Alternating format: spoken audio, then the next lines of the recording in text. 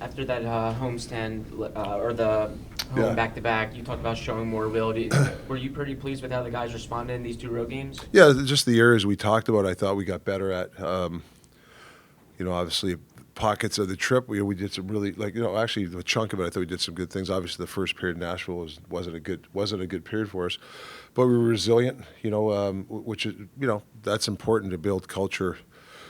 And identity is have resiliency. You're not going to have your A game. Can you win on your B game or your C game? That takes resolve, and I saw that in this trip.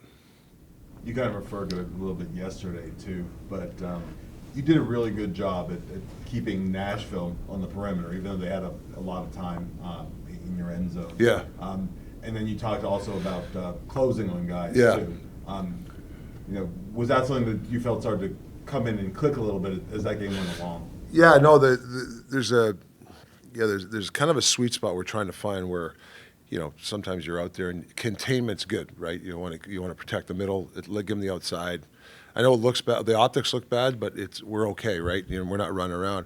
But then there's times when you got to go, right? So we're trying to find that sweet, like when do we go, when we don't. We're still not quite. Well, we talked about this. It's going to take some time, but we anticipate. The things you're already leaving your guy to go get that puck. A lot of times guys are, it's a new system, right? I don't know if I should go because if I go, my guy's open. But really, you're going to get to the puck first. So that's the, we're trying to find that, and I got to give the guys credit. I mean, we're getting, obviously the goalies are being good for us too. So, and we're keeping the goals down, which is nice. Staying in hockey games, then a couple of games, we're pretty well. Every game's a nail biter, and that's good for this club. Being up 2-1 with 5 minutes left, not backing off. We want to be aggressive, but also knowing are we in the right spots, things like that. How impressive with Dan Vladar? Dan obviously gets off to the great start this season. Yeah. Then, on Saturday he has his first maybe just okay game and then struggles a bit at times against Montreal. How impressed were you that, really just kind of on the fly? It's not even that he needed, like 3 or 4 days to work with Kim Dillaball. He just was able to kind of reset and deliver a performance like that last night. Yeah, he's a real, like I think I've told you guys, he's a vocal guy, but he's a team guy. After the Montreal game, he basically said, "Hey, man, I didn't play to the guys. Hey, I didn't have. Thanks for whatever he said. I hate saying bailing out. He actually did a great job in the shootout to help us get the point, the win. But it was almost like, hey, I'm going to reset myself. I'm ready. I like that. Goalies are gonna have bad nights or average nights, and it's can they stop the average nights in a row, right? And most starts, he's given us a chance to win. But I just like his character. He's goes by the bench, even when the team's all over us. Hey guys, we're good. Instead of saying, hey man, I'm getting peppered out here. You know what I mean? Like that guy in Slapshot, remember the French goalie. But he's I don't know. It's just he's a team guy. I didn't know a lot about him, so I've really noticed that about him.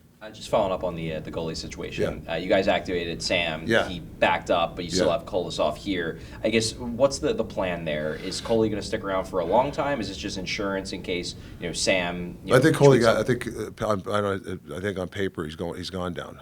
I think yeah. So there's a good shot. I think Harrison's going to practice today, get some shots. A few guys will go on today, and then we'll make a decision tomorrow. For him if he can play tomorrow, but. He seems healthy, but we'll see. I'll take a look after practice. Gotcha. It looks like York is getting more involved in the offensive side of the game this year. Have you given him license to make some of those rushes deep down into the circles and so forth? Yeah, we want that. I want him to be aggressive. He's playing a lot, playing against the top line. He's playing PP power, PK. What I like about him, it happened last night. He's on the blue line. The guy was about 4 or 5 feet away from him. He didn't just get the puck and reset it, throw it in the corner. He made a move at the blue line. He kind of juked the guy. Whatever he did after that, he made a play to somebody. It was a better offensive option for us. Yeah, you can just throw it in the corner and we can muck it again, but he actually was aggressive on the blue line. Now, it's obviously have to be calculated, but those are the things that I notice, that he's got that, I'm not going to compare him to Quinn Hughes, but it's like, hey, I want the puck. Put it in my hands. I'm going to try to make a play. I saw that last night from him. Also on the road, Yeah. have these two games sort of reestablished the team's confidence that they can win outside of their own building? Yeah, I think so. I think, obviously learning experiences when you win are easier than when you're losing. I don't think anybody was happy, obviously, with those 2 games, last 2 games of their homestand. But to go into Montreal, a hot team, give up a lead, be resilient. Same thing in Nashville. They were all over us in the first period. We could have crumbled, but the guys held it together and got some timely goals, and we hung.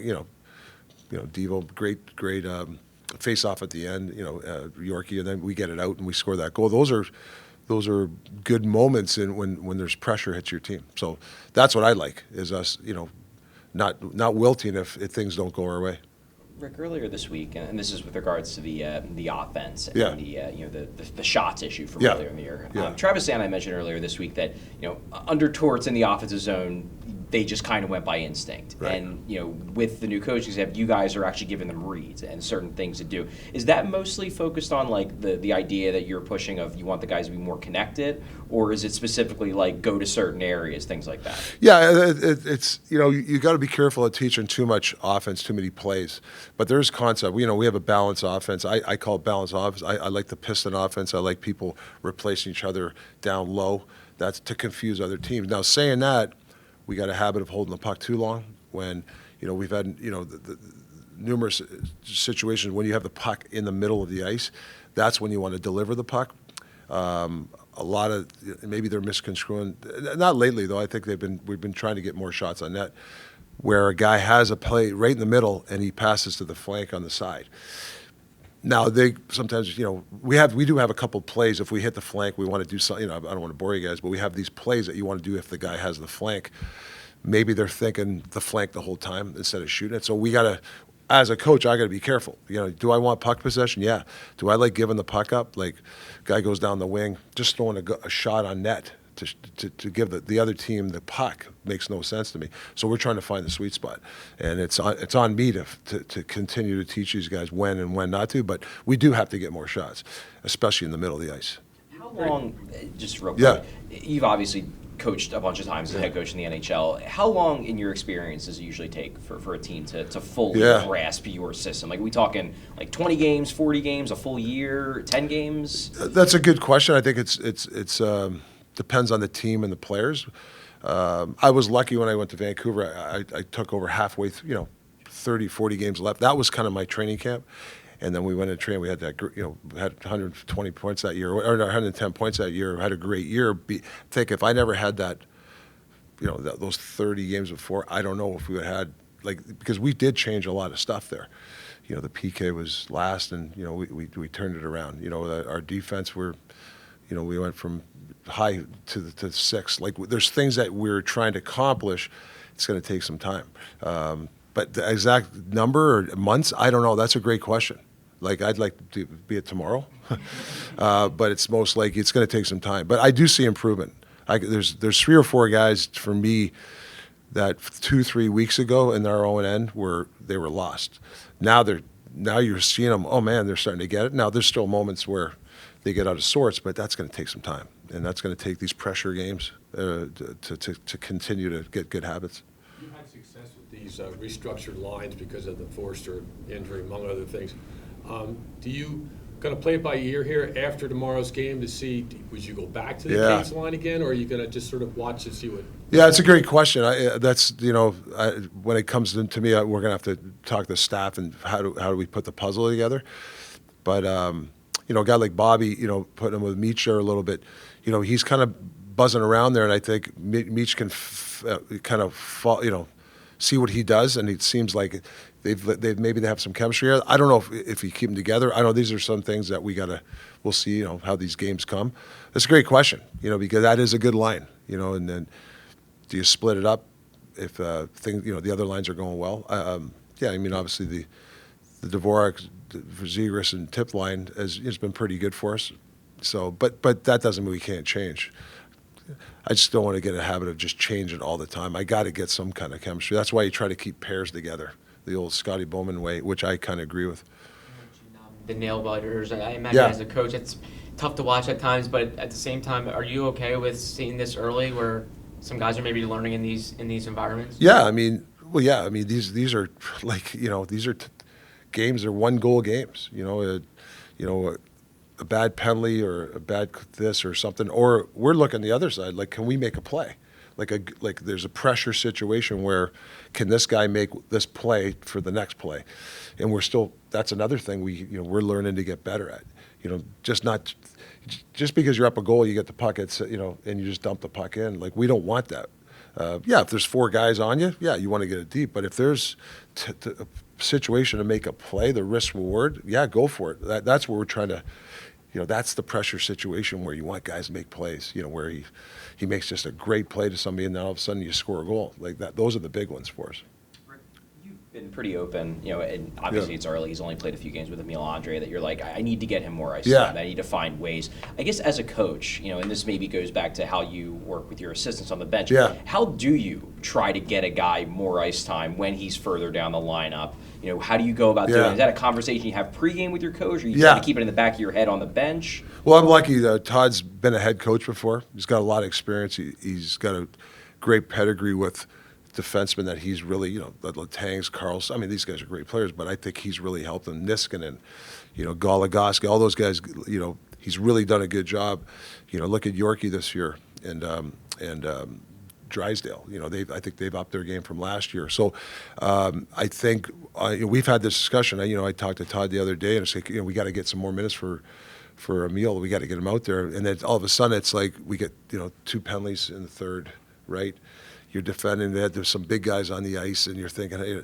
So I get what Todd, they're situational. But he even said after the game to me, he goes, "Damn, I got to get a couple more minutes from this guy." So yeah, it's definitely on our radar. And we can't keep talking about it. We got to have some action and give him those minutes. But he's done a nice job. Like he's really and I think there is room for growth and more minutes from him. Yes, definitely. Some coaches break the season down into 10-game segments. Yeah. Are you satisfied with where you are? Do you think you'll be where you are now at the beginning of the season? Yeah, I honestly not to be, I'm a day-to-day guy. Like I do like the segment thing. I've done that before, especially near the end of the year when if you're in the race, you do these hey, the next 5 games, it's like a playoff series, all that. So I've done that before, but to me, with this team, it's a day-to-day thing. It's learning something every day, something new. Whether it's the way we practice, or something we're not good at, we'll work on. Whether it's in the video room, hopefully the results come from it. But I don't look too far ahead. I couldn't even tell you who we're playing in 2 days from now. Or honestly, I don't.